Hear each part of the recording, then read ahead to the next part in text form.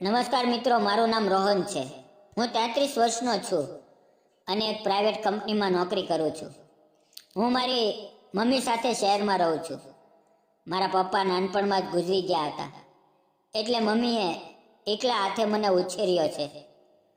આજે હું જે કંઈ છું એ બધું મમ્મીની મહેનતનું પરિણામ છે. મમ્મીની ઉંમર હવે થોડીક વધારે થઈ ગઈ છે.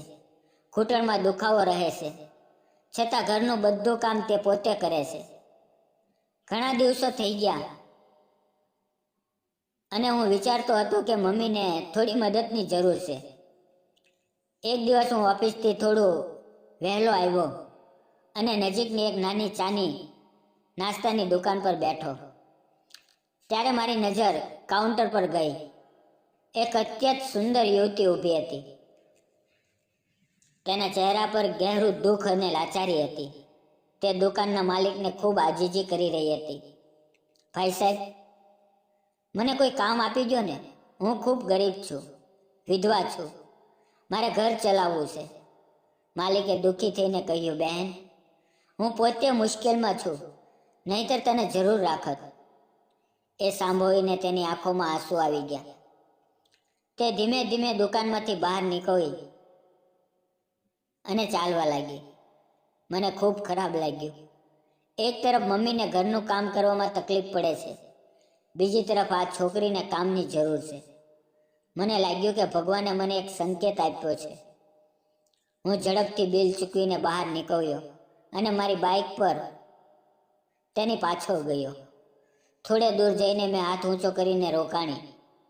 તે થંભી ગઈ અને ડરતા ડરતા મારી તરફ જોવા લાગી.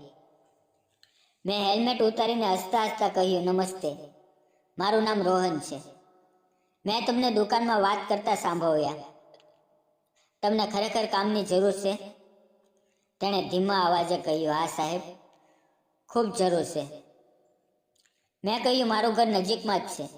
મારી મમ્મીને ઘરના કામમાં મદદની જરૂર છે. રસોઈ બનાવવી, સફાઈ કરવી, વાસણ ધોવા, આ બધું આવડે છે? એ સાંભળતા જ તેના ચહેરા પર એક નાનકડી ખુશીની લહેર દોડી ગઈ. તેણે આંખોમાં આભાર ભરીને કહ્યું, હા, મને બધું આવડે છે. મેં કહ્યું, તો ચાલો મારી બાઇક પર બેસો, હું તમને ઘરે લઈ જાઉં.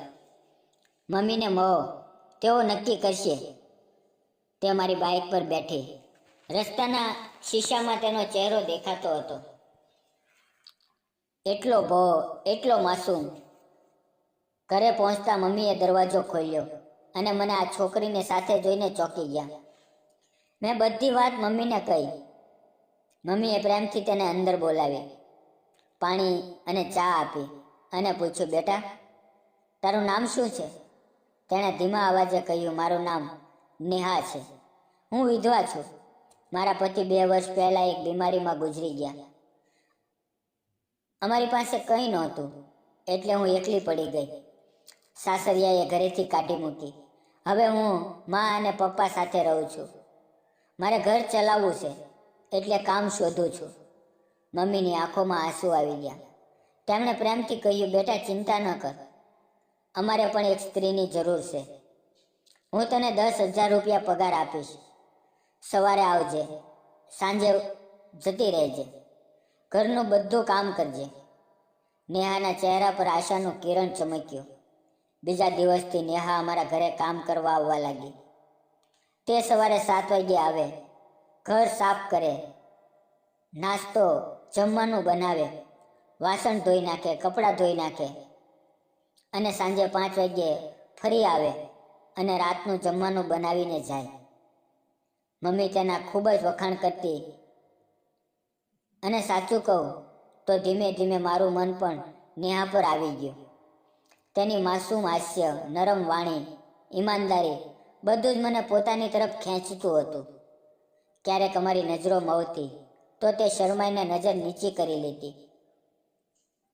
એક દિવસ મારા માસી ખૂબ બીમાર પડ્યા. મમ્મીએ કહ્યું, મારે 2-3 દિવસ ત્યાં રહેવું પડશે. મેં કહ્યું, મમ્મી, ચિંતા ન કરો, નેહા છે ને, બધું સંભાળી લેશે. બીજા દિવસે સવારે મમ્મી ગયા. ઘરમાં હવે ફક્ત હું અને નેહા હતા. સવારે નેહા આવી, ઘર સાફ કર્યું, નાસ્તો બનાવ્યો. મેં કહ્યું, અરે તું પણ નાસ્તો કરી લે, મારી સાથે બેસ. તે શરમાઈ, પણ પછી મારી સામે બેસી ગઈ. અમે સામસામે બેસીને નાસ્તો કર્યો. મિત્રો, તેની આંખોમાં એક અલગ જ ચમક હતી.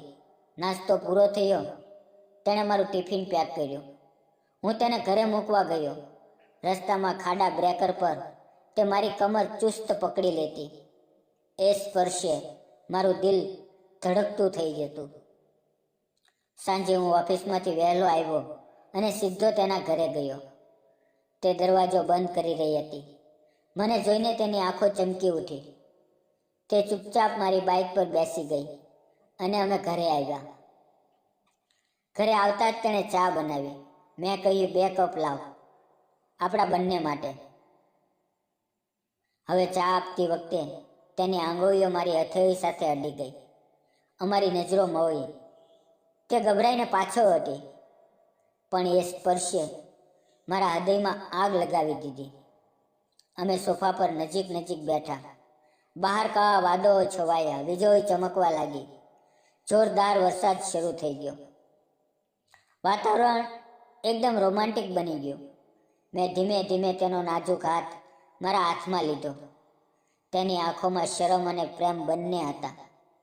મેં કહ્યું, નેહા, મારે તને કંઈક કહેવું છે. તે મારી તરફ જોવા લાગી.